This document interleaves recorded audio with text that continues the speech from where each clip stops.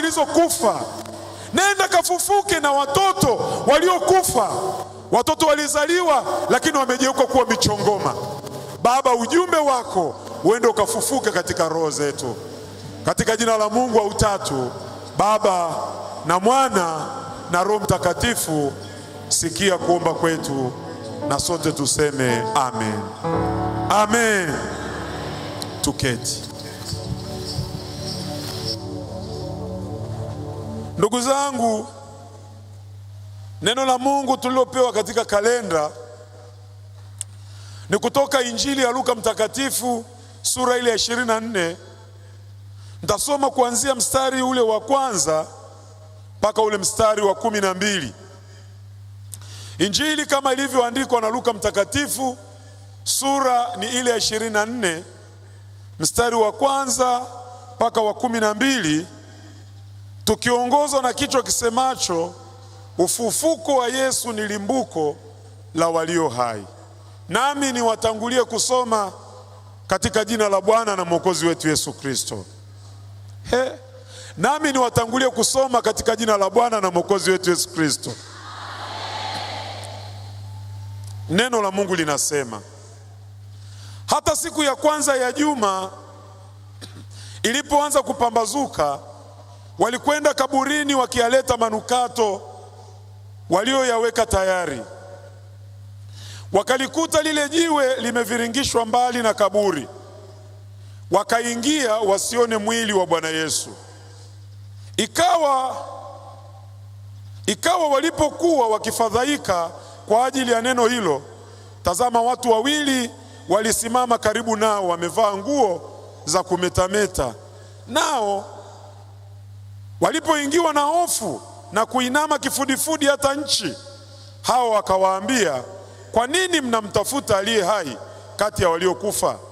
Hayupo hapa, amefufuka. Kumbukeni alivyosema nanyi alipokuwa akaliko Galilaya, akisema, imempasa mwana wa Adamu kutiwa mikononi mwa wenye dhambi na kusulubiwa na kufufuka siku ya tatu. Wakayakumbuka maneno yake, wakaondoka kaburini, wakarudi wakawaarifu wale 11 na wengine wote habari za mambo hayo yote. Nao ni Mariamu Magdalena na Yohana na Mariamu mamaye Yakobo na wale wanawake wengine waliokuwa pamoja nao. Hao waliwaambia mitume habari ya mambo hayo. Maneno yao yakaonekana kuwa ni kama upuuzi kwao, wala hawakuyasadiki. Lakini Petro aliondoka akaenda mbio hata kaburini, akainama akachungulia ndani, akaviona vile vitambaa vya sanda tu, akaenda zake akastajabia yaliyotukia. Amina. Ndugu zangu, watu wa Mungu, leo ni siku ya ushindi kwa Wakristo. Na mahali pengine nimewaambia watu, wako watu ambao wanasema Kristo hakufa, Kristo hakufufuka, lakini kila wakiangalia kalenda zao wanaona kuna alama pale. Inawezekana mtu akakataa ya kwamba Kristo hakufufuka hata kwenye baadhi ya nchi zilizo nyingi. Wengine wamepigwa mpaka marufuku kuabudu, lakini kalenda zinasema ya kwamba leo kuna kitu kikubwa. Juzi nilikuwa nawaambia katika usharika ule wa Kipunguni B, nikawaambia kwamba Ijumaa zimekuwepo nyingi, lakini ya leo inaitwa ni Ijumaa Kuu. Bwana asifiwe sana. Yaani zipo nyingi, hata wengine wamezitumia hizo siku kama siku yao ya kuabudu, lakini ile ya juzi imeitwa ni Ijumaa Kuu kwa sababu yuko mwanaume aliyepandishwa msalabani. Na ndugu zangu, hapo ndipo linapotimia lile neno linalosema kila ulimi utakiri, kila goti litapigwa. Hata nilipotoka kule nilikokuwa, barabara yote ilikuwa wazi, hakukuwa na foleni. Yaani maana yake mji mzima unasema leo ni sikukuu. Maana yake mji mzima unasema ya kwamba yuko mwanaume aliyepandishwa pale msalabani kwa ajili yetu. Bwana asifiwe sana. Ndugu zangu, katika habari niliyoisoma ni habari ya wanawake majasiri sana, wanawake mashujaa. Wanawake hawa ni wanawake waliobaki na Yesu mpaka dakika za mwisho. Wako wale waliokata, wale waliokuja kumkamata Yesu masikio, lakini walikimbia kwenda kujificha, kina Petro. Wako waliosema ya kwamba yani hata iweje niko tayari kufa na wewe. Jogoo akawika mara ya 3 kwa kumkana. Lakini hawa wanawake nimewaita super women, hawa walisimama na Yesu mpaka dakika ya mwisho. Pale msalabani wanafunzi wa Yesu walikwenda kujificha, tena wametamkwa kwa idadi 11. Maana yake ni kwamba wa 12 ni Yuda Iskariote aliyejinyonga. Hawa pamoja na injili waliohubiriwa na kuwa na Yesu kila mahali, lakini walimwacha Yesu pale msalabani. Wanawake hawa majasiri, yani walikuwa na Yesu mahali pengine tumeona wakampa mpaka Yesu maji kunywa Bwana wetu. Yesu anawaambia, ninyi wanawake wa Yerusalemu, msinililie mimi. Tunaona wanawake hawa wakati Yesu anateswa wakiwa wanashuhudia na kulia. Lakini ndugu zangu, wanawake hawa wanafanya kitu cha ajabu mno. Wanaandaa mafuta, tena wanasema yani walileta manukato walioyaweka tayari. Hawa wanawake wamenunua manukato ya gharama kubwa. Nilirudi nyuma miaka Yesu alipozaliwa, wale mamajusi walipoleta uvumba na manemane, tena hawa walileta kwa mtoto. Lakini tafsiri ya hawa wanawake, walinunua kwenda kuupaka mwili wa Yesu mafuta. Yani kwa Kiswahili cha sasa naweza nikasema waliingia gharama kubwa kwenda kununua manukato, kwenda kununua mafuta ya kwenda kupaka maiti. Hawa wanawake walikwenda wakijua wanakwenda kukutana na mwili wa Yesu. Yani ni moja ya watu wanaoonyesha upendo mkubwa sana kwa Bwana Yesu. Yani ni moja ya wale wanaoimba, ni wapo hai ni wapo maiti, kupendana nawe kama siachi. Manukato yalikuwa ni ya gharama, lakini wao waliona mwili wa Yesu ni wa gharama kubwa kwa sababu ya yale ambayo Yesu aliyowatendea, yale ambayo Yesu amewatendea watoto wao. Yani moyo wa shukrani hata kwa yule aliyekufa. Mimi nilikuwa na wanongoneza watumishi wenzangu pale, na nimekuwa na muomba Mungu mno. Yani tangu nikiwa pale mpaka nimekwenda pale, na hata sasa bado naendelea kumwomba Mungu. Nilikuwa namuuliza mchungaji pamoja na mwinjilisti, hivi hawa watu wametoka wapi? Yani ninyi washarika ambao mpaka tumeazima viti, mmetoka wapi? Unajua mimi nimeumia sana, na nimemwomba Mungu mno kwamba Mungu, kila aliyekuja kwenye ibada hii ambaye alikuwa haji ibada, kamata roho yake. Yani ingekuwa ni kule kijijini tungesema wametoka Dar es Salaam. Yani hawa wametoka wapi? Kwa hiyo kumbe kuna washarika wa matukio.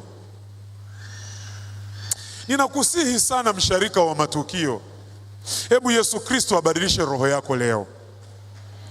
Nimemwambia Mungu tena katika kuugua sana, nikamwambia Mungu, naomba unirudishie hawa watu Jumapili ijayo. Yaani niwaone kwa idadi hii. Na mimi ninajua Mungu wangu wa mbinguni amesikia, katika jina la Yesu. Kwa hiyo wewe mtalii, baada ya hapa tena ni Christmas.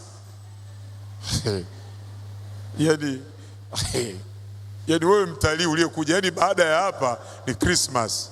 Mimi nimemwomba Mungu, yani ukikosa ibada ukose amani kwenye moyo wako. Yani nilikuwa najiuliza, hawa watu wametoka wapi?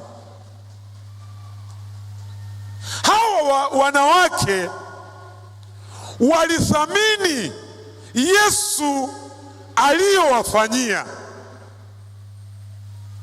Wewe ambaye unakuja ibada tu wakati wa matukio, Mungu amekufanyia mangapi? Potelea mbali huna fedha, lakini mbona Mungu amekupa pumzi? Yaani wewe ambaye baada ya hapa ni Christmas, neno hili nalikuingie ndani ya moyo. Na nimemwambia Mungu, si ile wimbo wa 74 anasema Bwana uliyewaita. Nimemwambia Mungu hapa katika hali ya kuugua mno, Mungu nikiwa mchungaji kiongozi wa usharika huu, nirudishie hawa watu Jumapili ijayo. Na mimi sasa nimebaki kumwangalia Mungu atakavyojibu. Bwana asifiwe sana. Hebu naomba wale watalii wasimame. Watasimama bwana. Yaani hapo mchungaji utakuwa unatafuta ugomvi. Ndugu zangu, ujasiri wa hawa wanawake, la kwanza, katika desturi ya Kiyahudi mwanamke alikuwa haruhusiwi kwenda kaburini. Yaani katika desturi ya Kiyahudi wanawake hawa waliamka alfajiri mapema. Lengo ni ili wasionwe na watu, kwa sababu kama wangeonwa na watu ilikuwa ni kupigwa mawe mpaka kufa. Yaani mimi naweza nikasema labda hawa wangeitwa wafia dini wa kwanza. Ukiona mtu ameamka alfajiri, maana yake usiku wa kulala. Usiku wa kulala.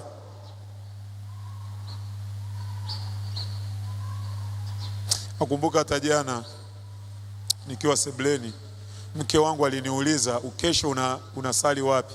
Nikamwambia Mabibo External. Akaniambia si wale wenye ibada ya saa 11:45. Haya, kalale. Nikafukuzwa mwenzangu sebleni.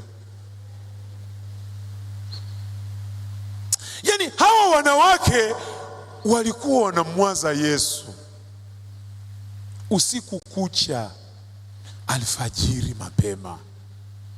Wakaenda kununua na mafuta. Tena mimi katika kitu ambacho sawa siwezi kuruhusiwa kwenda pale kwenye kuhesabu sadaka kwa wazee, lakini nitaona hata sadaka utakayomtolea Mungu hiyo ya Pasaka. Yaani wanawake wanakwenda kuupaka. Yaani wewe unamtolea Mungu sadaka Yesu aliyefufuka ambao una taarifa. Wanawake wananunua manukato kwenda kupaka mwili wa Yesu. Ni upendo wa namna gani huo? Lakini ndugu zangu, kuna maneno ambayo Luka ameadondosha, lakini Marko ameandika. Ile Marko 16 ameandika, walipokuwa njiani wanawake kwenye hofu na woga. Mimi nafikiri unaweza ukamfahamu mwanamke aliye mwoga alafu yani wanatembea ile alfajiri. Yani inawezekana walikuwa hata waongei, wameshika vibubu vyao vya mafuta. Neno la Mungu linasema wakawa wanaulizana wao kwa wao, ni nani atakayetuondolea lile jiwe? Hiyo imezungumzwa na Marko. Naona hapa Luka alidondosha. Lakini kitu kilichonishangaza, kumbe hawa wanawake walikuwa hawajaishia tu msalabani. Wanawake walienda mpaka wakajua Yesu alipozikwa, na ndio maana wanasema ni nani atakayetuviringishia lile jiwe. Maana yake ni kwamba walikuwa wanajua Yesu alizikwa na jiwe likawekwa kaburini. Lakini ujumbe wangu wa Pasaka ni huu hapa. Wakati wanawake hawa walikuwa wanaulizana nani atakayetuviringishia, they were marching. Walikuwa wanaendelea mbele. Yani walikuwa hawarudi nyuma. Wameshika vibuyu vya mafuta. Wanasema ni nani atakayetuondolea lile jiwe, lakini walikuwa wanaendelea. Ni kama ule wimbo unaoimbwa, mbele ninaendelea. Unajua kuna watu ambao changamoto imewasimamisha walipo.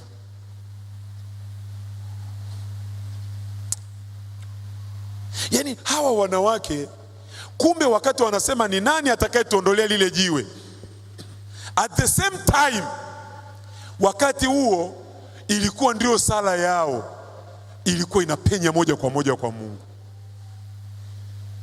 Wako watu ambao, tena namkumbuka mwalimu mmoja, mchungaji, profesa wangu wa pale Makumira, alisema mchungaji ni kiongozi wa usharika, na akawa anatufundisha kama mameneja. Akasema moja ya kitu ambacho kiongozi anatakiwa kukifanya ni kuto kuikimbia changamoto, bali tayari kuikabili changamoto. Labda nikukumbushe pale kwenye ile bahari ya Shamu. Mnakumbuka ile bahari ya Shamu? Walipofika pale wana wa Israeli waliona sasa kama ni Wachaga wanasema sasa tumekufa. Wale wana wa Israeli wakaanza kulia kwa sababu mbele hakuendeki, nyuma hakurudiki.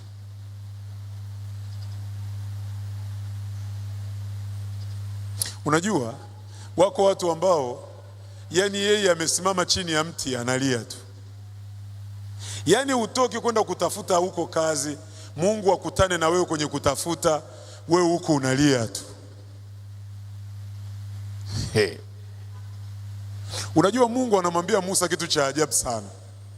Anamwambia Musa, hawa jamaa mbona unanililia mimi? Inawezekana Musa naye alimwangalia Mungu, hivi ina maana huyu Mungu haoni kilichoko mbele yetu? Hawa wanawake walijua kuna jiwe, lakini bado wakawa wanasonga mbele. Maana yake ni nini? Hata kama kuna changamoto iliyoko mbele yako, msharika wangu, songa mbele. Mungu yuko mbele yako.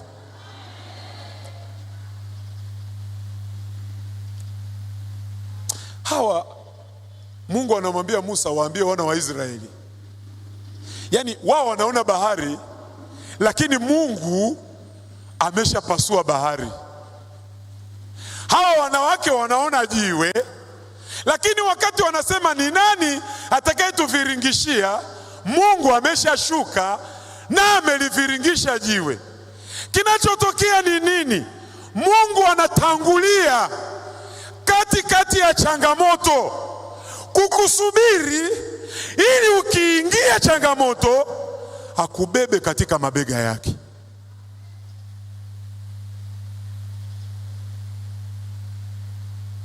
Wale wakina Shedraki, Meshaki na Abednego, unajua mfalme anasema tumetupa watatu kwenye tanuru la moto, mbona wako 4?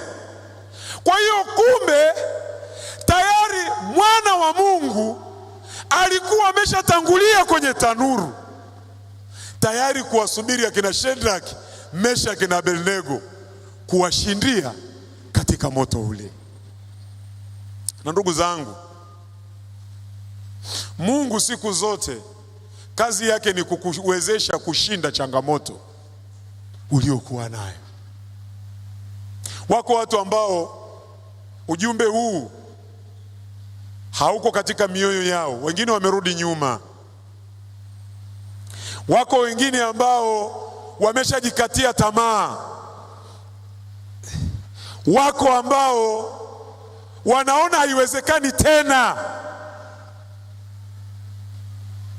Hivi kumbe Mungu anahitaji kwanza uchukue hatua ya kufungua hilo genge la fungu moja la nyanya. Mungu anataka uchukue hatua ya kuomba. Acha kulia, songa mbele.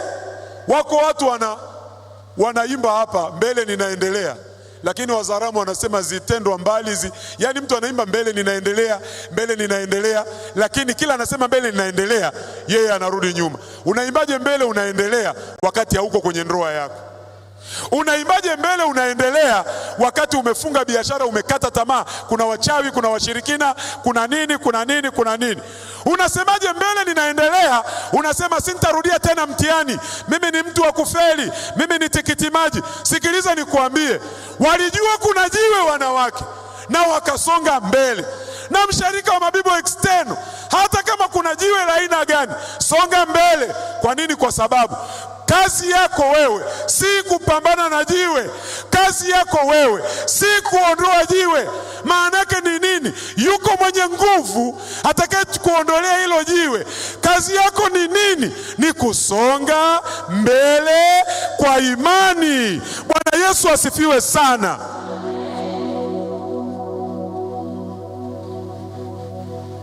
Baba mmoja akaja, nikamwambia, wewe kwa nini umetoka kwenye ndoa yako, nje ya ndoa yako? Mchungaji, mimi natafuta mtoto sipati, kwa hiyo bwana nimebidi nitoke niende nikatafute mtoto, si hivi na hivi. Yani watu badala ya kupambana kwenye ulimwengu wa roho na changamoto iliyoko mbele yao, wanadaiveti. Kwa hiyo kila alikokuwa naenda hafanikiwi, kila alikokuwa naenda hafanikiwi. Mwisho tulipokuja kuomba naye akarudi kundini. Nikamwambia Mungu, hebu ninaomba fanya muujiza. Sasa hivi juzi nimemwita, nimemwambia sasa naomba ufuate uzazi wa mpango. Yani anafidia na kufidia. Sasa hivi ana watoto wanakimbilia 7. Nimemwambia inatosha. Bwana asifiwe sana. Ndugu zangu, nimalize kwa kusema, wale wanawake walipofika pale kaburini, wakakuta kaburi ni wazi. Ujasiri wa pili ni kuingia kaburini. Hivi kwa mfano niulize swali, wewe mpendo wako si unampenda sana, ghafla unakwenda kwenye kaburi unakuta kaburi limefukuliwa, ringo, utabaki hapo? Si unampenda na ulikuwa unalia unasema afufuke. Yani ghafla unakwenda kwenye kaburi unakuta kaburi limefukuliwa, alafu sasa advertising nyingine, jeneza liko hapo juu. Hebu nipungie, nani atakayebaki hapo? Wanawake hawa majasiri wakaingia kaburini, alafu jiwe lenyewe lilikuwa sentimita kadhaa hivi. Kwa mfano mimi nilijiuliza maswali kama msomi, kama mtheolojia, hivi wangeingia kaburini alafu lile jiwe likarudi, hali ingekuwaje? Sikiliza nikuambie, ukipenda utakuwa tayari kutoa maisha yako kwa huyo unayempenda. Hawa walimpenda Yesu sana. Mimi kuna watu wengine wanawaangaliaga, unakuta wanaimba niwapo hai, niwapo maiti. Wewe wanaopaswa kuimba wimboni hao wanawake. La kwanza saa 12 alfajiri wanavunja sheria. La pili wanaingia, alafu wanaingia wanakuta kaburi ni wazi, wanakuta hayupo. Yani maana yake ni nini? Marehemu hayupo. Alafu advertising nyingine, anatokea malaika. Na unajua malaika akitokea anavyotokea, nafikiri mnaelewa malaika akitokea anavyotokea na ngurumo huko kaburini, alafu malaika kaja. Hivi nyie watu mnajua hiki kitu, msiishie tu kukisoma hivi. Yani malaika kaja huko kaburini, malaika kaja. Ninyi wanawake, mbona mnamtafuta aliyekufa katikati ya walio hai? Amefufuka. Hapo sasa ndio tumaini likarudi. Bwana Yesu asifiwe sana. Ndugu zangu, malaika anawaambia wanawake, kumbukeni alivyowaambia. Na hapa ndipo ambapo pia nataka niweke msisitizo. Alisema ya kwamba watamkamata, akasema ya kwamba watampiga. Kumbukeni ninyi wanawake. Akasema ya kwamba watamtundika msalabani, akasema ya kwamba watamtia katika mikono ya wanyang'anyi na wenye dhambi. Lakini kumbukeni alisema ya kwamba atafufuka. Yani maana yake ni kwamba Yesu alijua atapita kwenye prosesi za mateso. Alijua kwamba atapita katika hatua za mateso. Wako watu wengine kwenye hatua za mateso wanaweka nukta. Yani mume kaondoka kaeka nukta, mimi siolewi tena. Kaachwa na mchumba, basi wavulana wote ni kama mchumba wake. Kaweka nukta, hamna muoaji, hakuna muoaji. Yani amekwenda kwa madaktari, akaambiwa kwamba wewe hutazaa, wewe ni tasa, wewe ni mgumba. Kaweka nukta. Yesu hakuweka nukta. Alisema watanikamata, koma. Watanitundika msalabani, koma. Watanipigilia misumari, koma. Watanichoma na mkuki, koma. Watakwenda watanipeleka kaburini, koma. Wataweka na jiwe, koma. Lakini siku ya tatu atafufuka. Bwana Yesu asifiwe sana. Wako watu walioweka vituo. Yani mtu anasema mimi ni wakufa tu, na unachokisema ndicho kitakachotokea. Mimi si wa kuolewa mchungaji. Mimi naambia mwingine utapandishwa cheo, anaambia wapo wa kupandishwa cheo. Ni kweli watakuwepo kupandishwa cheo. Yani mimi nipandishwe cheo mchungaji? Mimi. Mwingine anambia mimi naambia utapandishwa. Mbona? Mimi nakumbuka kuna askari mmoja, nikaambia wewe siku moja utavaa manyota. Akaniambia mchungaji, mimi wako wa kupandishwa manyota, lakini sio mimi. Sikiliza nikwambie, usiweke nukta katikati ya matatizo yako. Usiweke nukta katikati ya shida zako. Weka koma, songa mbele. Weka koma, songa mbele. Weka koma, songa mbele. Lakini siku ya tatu atafufuka. Daktari amesema koma, wazazi wamesema koma, mwenyekiti wa serikali za mtaa akasema koma. Lakini siku moja nitavaa shela, lakini siku moja nitagraduate, lakini siku moja nitamiliki biashara, lakini siku moja nitaendesha gari, lakini siku moja nitazaa watoto wangu, lakini siku moja nitasalimiwa kwa heshima katika jina la Yesu. Nimalize kwa kusema, wanawake hawa hawakukaa kimya. Tena ninawashukuru sana akina mama.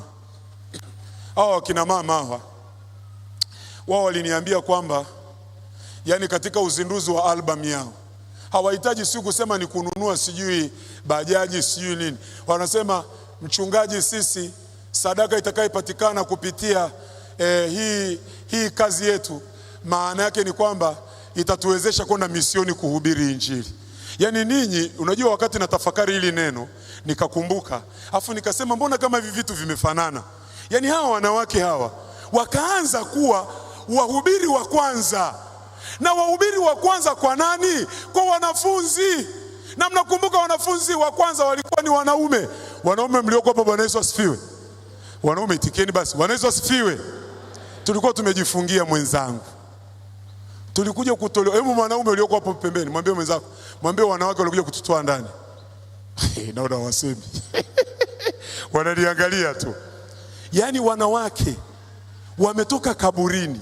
Kwanza wametumwa waende wakawaambie wanafunzi. Injili nyingine, kuna mahali pengine wanatumwa wanaambiwa nendeni mkawaambie wanafunzi wangu na Petro. Hivi nakuuliza swali, hivi Petro hakuwa mwanafunzi? Nendeni mkawaambie wanafunzi wangu na Petro. Yani maana yake Sikutegemea hata Petro aliyesema ya kwamba yani sitakukana kamwe. Anaposema waambieni wanafunzi wangu, yani Yesu haamini kama Petro naye kajifungia. Waambie wanafunzi wangu na Petro ya kwamba nimefufuka, nimewatangulia kwenda Galilaya. Sikiliza nikuambie, wanafunzi wake ukisoma hapa chini, walipopata taarifa wakakataa, wakasema ni maneno ya upuzi. Na ndio watu wanakataa injili. Unamwambia mtu utainuliwa, anatikisa kichwa anasema siinuliwi mimi. Na mimi nakuacha, sasa mimi nifanyeje? Wewe misha kuambia utainuliwa na wewe mwenyewe hutaki kuinuka. Mimi nifanyeje? Bwana Yesu asifiwe sana. Petro wanaambiwa wamefufuka. Petro anasema hapana, ni mambo ya kipuzi. Mimi najua hata kuna wengine hapo wananitukana.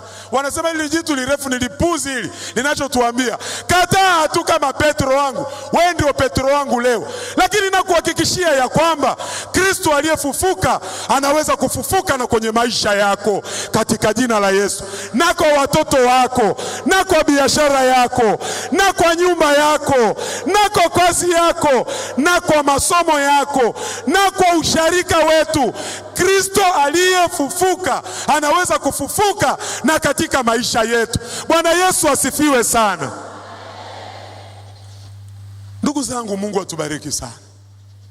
Mimi nimemwomba Mungu kwamba Yesu akafufuke na nyumba yako. Wako watu katika ibada hii na nitataka nifanye maombi, yani kila anachokifanya kinakufa. Kila anachokifanya sio cha kiuchumi, sio cha kijamii, yani kila anachokifanya kinakufa. Na mimi nimemwomba Mungu katika ibada hii, Yesu Kristo akafufuke na vyote vilivyokufa katika maisha yako katika jina la Yesu. Inawezekana shetani kuna vitu ameviua kwenye maisha yako. Kuna ndoto ameziua. Shetani anaweza katumia hata mume, hata mke, hata ndugu, hata bosi wako, hata nani. Mimi ninasema katika ibada ya leo, washarika wangu wa Mabibo Extend, ninasema hivi, yani kile kilichokufa utakuwa ni shuhuda, haitafika Jumapili ijayo, kitakwenda kufufuka katika jina la Yesu Kristo, mwana wa Mungu aliye hai. Wako watu sasa hivi eti badala ya kumtazama Yesu na kufanya bidii, unakuta mtu analia, mafuta yamepanda bei, mafuta yamepanda bei. Kama hicho kilio kinaweza kushusha haya mafuta, endelea kulia. Yani kama hicho kilio hicho kinaweza kushusha hayo mafuta.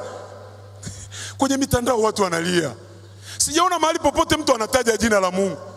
Hivi kwani Mungu hawezi?